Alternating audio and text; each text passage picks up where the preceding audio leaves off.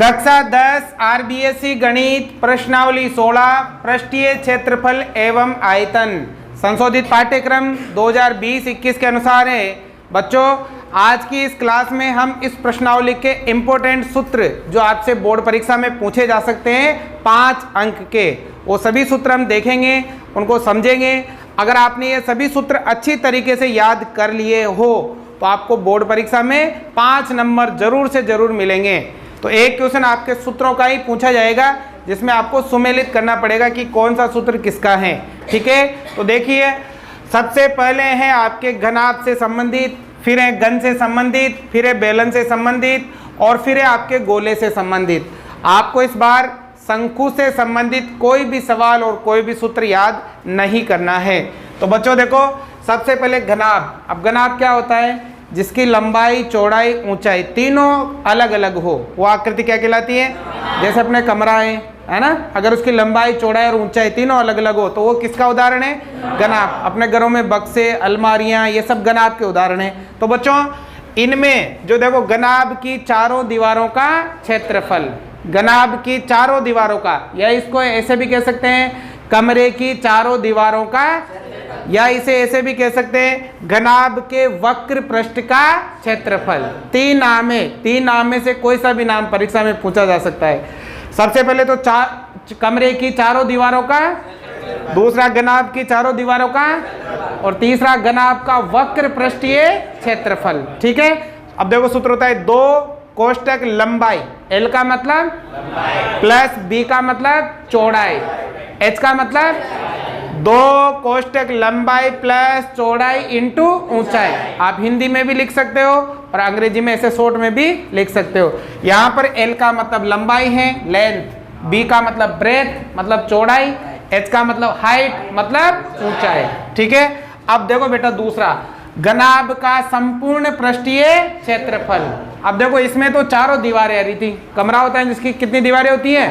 4। अब संपूर्ण पृष्ठीय क्षेत्रफल में छत भी आएगा और तल भी आएगा। तो देखो घनाभ का संपूर्ण पृष्ठीय क्षेत्रफल, या कह सकते हो कमरे का संपूर्ण पृष्ठीय क्षेत्रफल। सूत्र क्या होता है? 2 कोष्टक लंबाई इंटू चौड़ाई प्लस चौड़ाई इंटू ऊंचाई प्लस ऊंचाई इंटू लंबाई। हिंदी में भी याद रखना है और अंग्रेजी में भी ऐसे याद रखना है, L into B plus B into H plus H into L. ठीक है, तो ये हो गया घनाभ का संपूर्ण पृष्ठीय क्षेत्रफल। अब तीसरा सूत्र है आपके घनाभ का आयतन। आयतन में आपको लंबाई, चौड़ाई, ऊंचाई को गुणा करना है, तो लंबाई गुणा चौड़ाई गुणा ऊंचाई, ये घनाभ का क्या हो गया? आयतन। ठीक है, अब बच्चों घनाभ का एक और सूत्र है घनाभ का विकर्ण, है ना। विकर्ण में अंडररूट लंबाई का स्क्वायर प्लस चौड़ाई का स्क्वायर प्लस ऊंचाई का स्क्वायर। तो घनाभ से संबंधित कितने सूत्र हैं? 4। अब घन से संबंधित भी 4 सूत्र है। अगर आपको घनाभ के सूत्र अच्छी तरह से याद है तो घन के सूत्र भी आपको आसानी से याद हो जाएंगे। तो देखो घन में सबसे पहले घन की चारों दीवारों का क्षेत्रफल, ठीक है ना, या फिर इसका दूसरा नाम है घन का वक्र पृष्ठीय क्षेत्रफल। अब इसमें ठीक है, एक तो घन की चारों दीवारों का क्षेत्रफल, या कह सकते हो घन का वक्र पृष्ठीय। अब देखो इसका सूत्र होता है 4a²। ए का मतलब होती है भुजा, 4 भुजा, क्योंकि घन जो होता है ना उसमें लंबाई, चौड़ाई, ऊंचाई तीनों क्या होती है? बराबर होती है। क्या होती है? बराबर होती है, इसलिए हम सभी को ए नाम दे देते हैं, मतलब भुजा। लंबाई का नाम भी ए है, चौड़ाई का नाम भी ए है और ऊंचाई का नाम भी ए है। अब देखो 4 दीवारें हैं तो कितना आ जाएगा? 4 भुजा स्क्वायर आ गया। अब देखो घन का संपूर्ण पृष्ठीय, अब संपूर्ण पृष्ठीय क्षेत्रफल में छत भी आएगा और तल भी। 4 दीवारों का तो 4 भुजा स्क्वायर, और अब कितनी हो गई? 6। तो क्या हो गया? 6 भुजा स्क्वायर। ठीक है, अब आता है घन का आयतन, वही लंबाई इंटू चौड़ाई इंटू ऊंचाई। अब इसमें तीनों समान होती है ना, भुजा इंटू भुजा इंटू भुजा, तो क्या हो जाएगा? भुजा क्यूब हो जाएगा। ठीक है, अब इसके बाद है घन का विकर्ण, √3 इंटू भुजा, √3 इंटू ए का मतलब क्या है? भुजा है। ठीक है, अगर आप 1-2 बार प्रैक्टिस करते हो, घर पे लिखते हो, लिख के याद करो, एक पेज बना लो, उसको जेब में रखो, 5 नंबर श्योर मिलेंगे आपको। 100% सूत्र पूछे जाएंगे आपसे 5 नंबर के। तो प्रश्नावली 15 के भी आप अच्छी तरह से सूत्र याद करो, प्रश्नावली 16 के भी। देखो सूत्र याद करने से 5 नंबर आ रहे हैं, और सूत्र भी आपके सामने आएंगे, मिलान करना होगा आपको कि कौन सा सूत्र किसका है। अगर कम से कम 10 बार इनको लिख लिया ना, आपने लिख लिया ना 10 बार, तो आपको ये आसानी से याद हो जाएंगे। ठीक है, तो घर पे प्रैक्टिस करना। अब देखो इसके बाद आता है बच्चों बेलन। ठीक है, अब बेलन होता है आपके, बेलन ड्रम होता है, घर पे ड्रम देखा है, ऐसा होता है बेलन, है ना। अब बेलन जो होता है ना, उसमें एक तो होती है ऊंचाई, एक तो क्या होती है, और एक होती है त्रिज्या। क्या होती है? त्रिज्या। दो चीजें होती है। तो देखो बेलन का वक्र पृष्ठ ये, अब वक्र पृष्ठ होता है बच्चों 2 पाई आर एच। क्या होता है? 2 पाई आर एच। ठीक है, पाई का मान यह होता है 22 बटा, आर का मतलब त्रिज्या, एच का मतलब ऊंचाई। अब होता है बेलन का संपूर्ण पृष्ठीय क्षेत्रफल। इसका सूत्र है 2 पाई आर कोष्टक R plus H. 2 pi R कोष्टक आर प्लस एच, या एच प्लस आर भी लिख सकते हो। अब देखो बच्चों वक्र पृष्ठ में तो केवल ये वाला भाग ही आता है ना, और संपूर्ण पृष्ठ में ये ऊपर वाला भी आ जाता है और नीचे वाला भी आ जाता है, इसलिए सूत्र ये हो जाता है 2 पाई आर कोष्टक आर प्लस एच।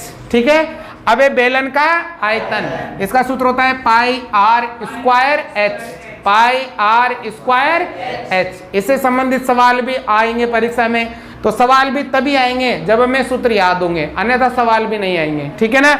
अब देखो अगला, खोखले बेलन का संपूर्ण पृष्ठीय क्षेत्रफल। अब बच्चों खोखला बेलन, खोखला बेलन मतलब अंदर से खोखला होता है, जैसे पाइप वगैरह हो, इस टाइप का होता है खोखला बेलन, है ना, ऐसा होता है खोखला बेलन।